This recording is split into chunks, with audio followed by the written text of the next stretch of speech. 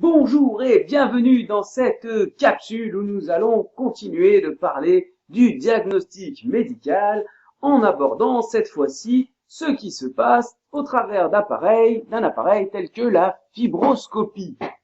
Voir comment cet appareil peut inspecter l'intérieur de votre corps sans qu'on soit obligé de l'ouvrir. Mais pour comprendre un petit peu mieux comment ça marche, nous avons besoin d'aborder les notions de réflexion et de réfraction. C'est vrai ça, monsieur? C'est quoi la réflexion? Jeune homme, la réflexion, c'est un phénomène que tu connais très bien. C'est le phénomène physique qui se produit lorsque tu te regardes dans un miroir le matin, ou lorsqu'un magnifique ciel tel que celui-ci se réfléchit à la surface de l'eau. En fait, qu'est-ce qui se passe? C'est comme si vous aviez ici de l'air, de l'eau, une surface qui sépare ces deux milieux transparents, et donc lorsqu'un rayon lumineux arrive à la surface de l'eau, ici sur cette image, celui-ci en quelque sorte il rebondit, on dit qu'il se réfléchit, avec un angle ici bien particulier qu'on mesure par rapport à une droite qu'on appelle la droite normale à la surface. Normale voulant dire perpendiculaire.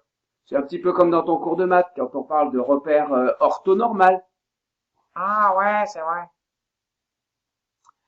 On dit plus exactement que lorsqu'une onde atteint la surface séparant deux milieux, une partie de l'onde est renvoyée vers le milieu d'origine.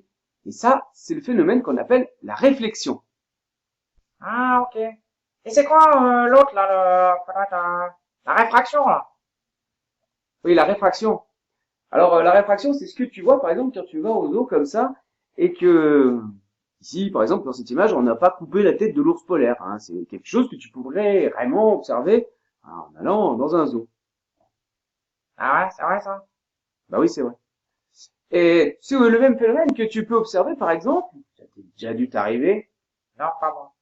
lorsque tu mets une paille dans un verre d'eau. Cette paille donne l'impression d'être cassée. Ah ouais. Ouais. Alors ça, c'est l'autre phénomène qu'on appelle la réfraction. On dit que lorsqu'une onde atteint la surface séparant deux milieux, une partie de l'onde peut de temps en temps traverser la surface et changer de direction. En schématisant le tout, c'est le rayon dont on n'a pas parlé tout à l'heure, toujours ici de l'air, par exemple, de l'eau, le rayon qui arrive à la surface de séparation, qu'on va appeler plus exactement le rayon incident.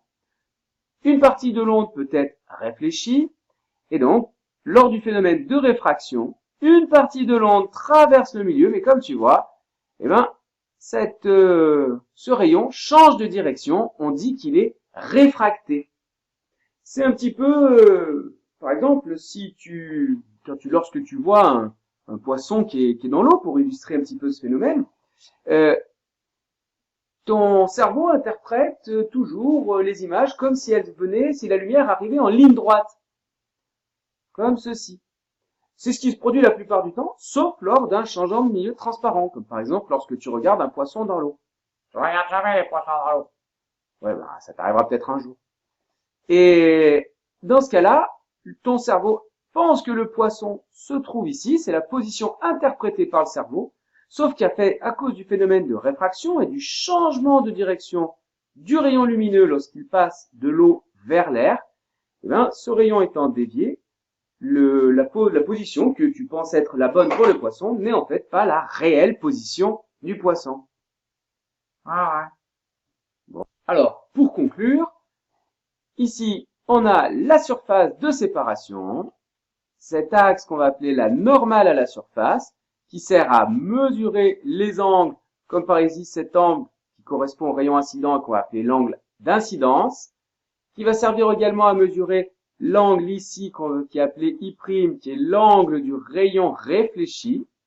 Et puis on peut repérer toujours par rapport à cette normale ici, le rayon réfracté et l'angle du rayon réfracté qu'on va noter ici, petit r.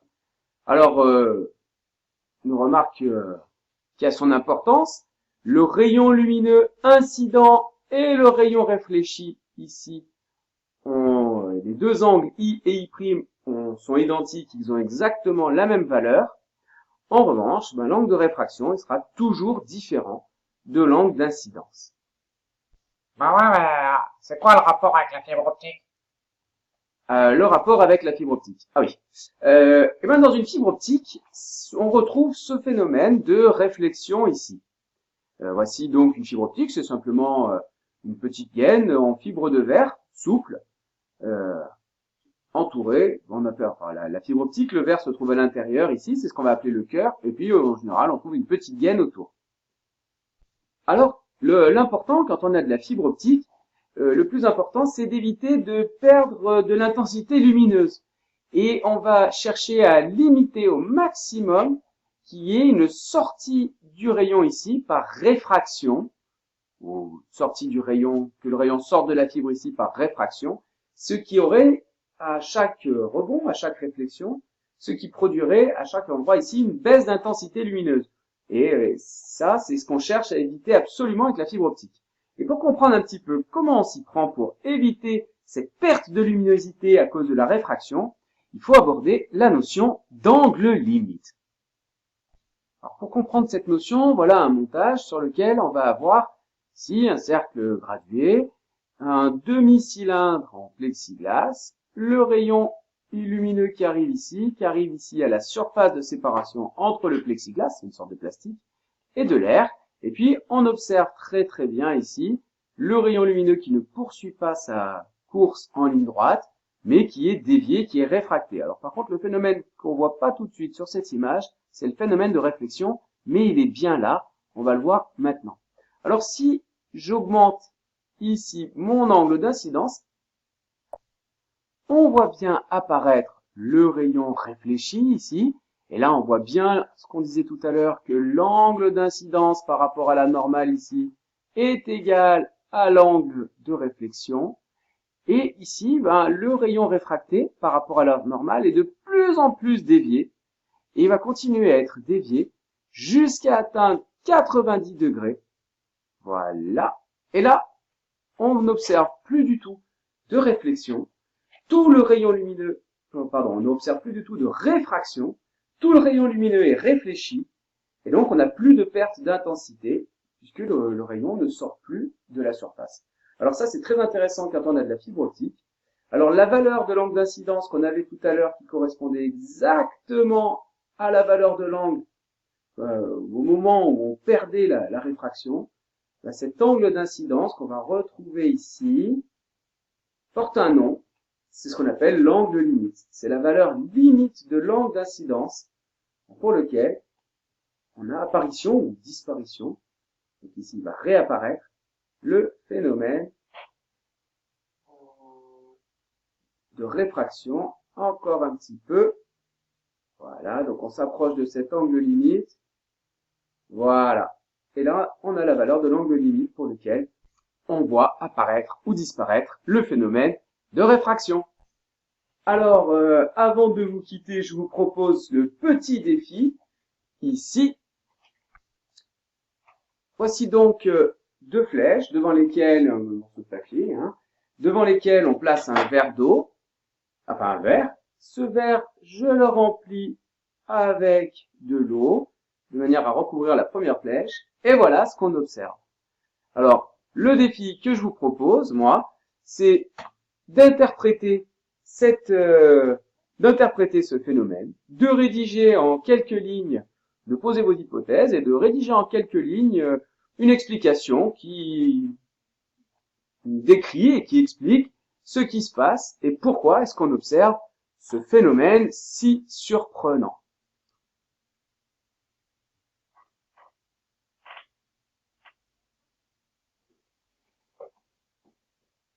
Voilà, donc après avoir relevé ce petit défi, je vous propose, n'oubliez pas de remplir votre questionnaire en ligne. Et puis moi, je vous dis à plus en classe.